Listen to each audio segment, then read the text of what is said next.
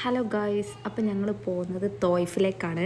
അവിടെ നല്ല കാലാവസ്ഥയും നല്ല തണുപ്പും കോടയൊക്കെ ഇറങ്ങണ ഒരു സമയമായതുകൊണ്ട് തന്നെ തോയ്ഫിലേക്ക് ഒരു ട്രിപ്പ് പോകാൻ വിചാരിച്ചു. തോയ്ഫിലേക്ക് പോകുമ്പോഴുള്ളൊരു വ്യൂ ആണ് കേട്ടോ ഈ കാണുന്നത്.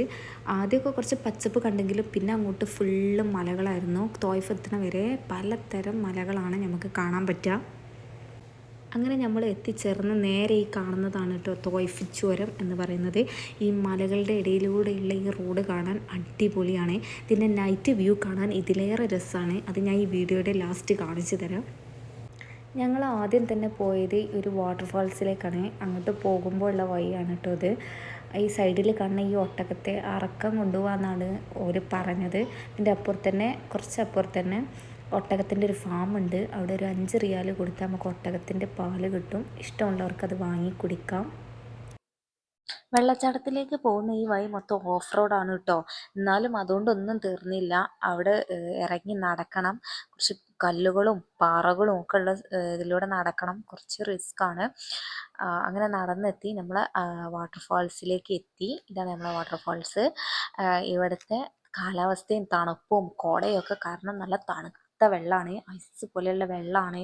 കുറച്ച് വെയിലൊക്കെ ഉണ്ടെങ്കിലും അതൊന്നും ഈ വെള്ളത്തൊട്ട് ബാധിച്ചിട്ടില്ല. നല്ല തണുത്ത വെള്ളമാണ്. ഇവിടെ മുഖവും കൈയും ഒക്കെ കഴുകാൻ നല്ല അടിപൊളിയായിരുന്നു. അവിടുന്ന് അങ്ങനെ കുറേ ഫോട്ടോസും വീഡിയോസും ഒക്കെ എടുത്ത് ഞങ്ങൾ അവിടുന്ന് പോന്നു. അവിടുന്ന് വണ്ടിയിലേക്ക് കുറച്ച് നടക്കണം. അങ്ങനെ നടന്നിട്ട് പോന്ന് നേരെ സ്ട്രോബെറി ഫാമിലേക്കാണ് പോയത്. ഇവിടെയുള്ള സ്ട്രോബെറി തോട്ടത്തിൽ ഇപ്പോൾ സ്ട്രോബെറിയുടെ വിളവെടുപ്പൊക്കെ കഴിഞ്ഞതുകൊണ്ട് തന്നെ സ്ട്രോബെറി ഉണ്ടാവില്ല. അപ്പോൾ അവിടെ പോയിട്ട് കാര്യമില്ല. അതുകൊണ്ട് ഫാമിലേക്ക് വന്നപ്പോൾ ഇവിടെ കുറേ സ്ട്രോബെറി ഉണ്ട്. 20 റിയാൽ കൊടുത്ത ഒരു ഗ്ലാസ് സ്ട്രോബെറി നമുക്ക് അതിൽ നിന്ന് പറിക്കാം.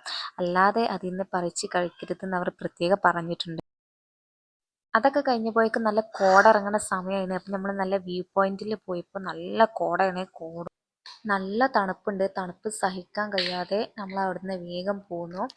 അങ്ങനെ നേരെ പോയത് ഒരു കഫേയിലോട്ടാണ്. കഫേ എന്ന് പറഞ്ഞാൽ അടിപൊളി വൈബായിരുന്നു.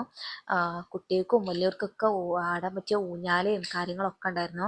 ഇവിടുന്ന് അധികം ഫോട്ടോസ് വീഡിയോസ് ഒന്നും എടുക്കാൻ പറ്റിയില്ല. കോട കാരണം കോട നിറഞ്ഞ് ഫുള്ള് കോടായിട്ട് ഒരാളെയും കാണാൻ പറ്റാത്ത വിധം കോട നിറഞ്ഞിരുന്നു. അതുകൊണ്ട് അധികം വീഡിയോസ് ഒന്നും എടുക്കാൻ പറ്റിയില്ല. പക്ഷെ അടിപൊളി കഫേ ആയിരുന്നു.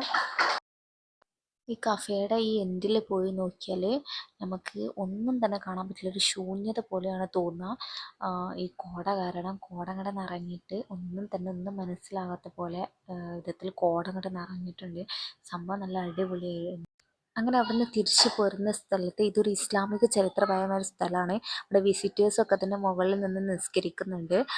ഒരു ചരിത്രപരമായ ഒരു സ്ഥലമാണത്.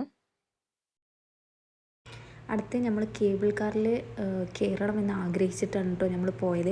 ഒരു 6 മണിയൊക്കെ ആകുമ്പോൾ അത് ക്ലോസ് ചെയ്യും. അപ്പോൾ അതിൻ്റെ മുന്നേ അവിടെ എത്തണം എന്ന് വിചാരിച്ച് ഞങ്ങൾ അവിടെ എത്തി. പക്ഷേ ഒരു നിർഭാഗ്യവശാൽ ഞങ്ങൾക്കത് കിട്ടിയില്ല. കാരണം അത് കംപ്ലൈൻ്റ് ആയി. കേബിൾ കാർ കംപ്ലൈൻ്റ് ആയി. രാവിലെയൊക്കെ അത് വർക്കിംഗ് ആയിരുന്നു. ഈവനിങ് ആയപ്പോൾ തന്നെ അത് കംപ്ലൈൻ്റ് ആയി. ഒരാൾക്ക് 120 റിയാലാണ് കേബിൾ കാറിൽ കയറാൻ. ഒരു നാട്ടിലെ ഏകദേശം 2500 രൂപയോളം വരും. അപ്പോൾ ഇത്രയൊക്കെയുള്ളൂ വീഡിയോ. കുറച്ച് വീഡിയോസോ കാര്യങ്ങളൊക്കെ എടുത്തിട്ടുള്ളൂ. അപ്പോൾ ഇത് ഇഷ്ടപ്പെടുകയാണെങ്കിൽ കമൻറ്റിൽ ഒന്ന് പറയണേ.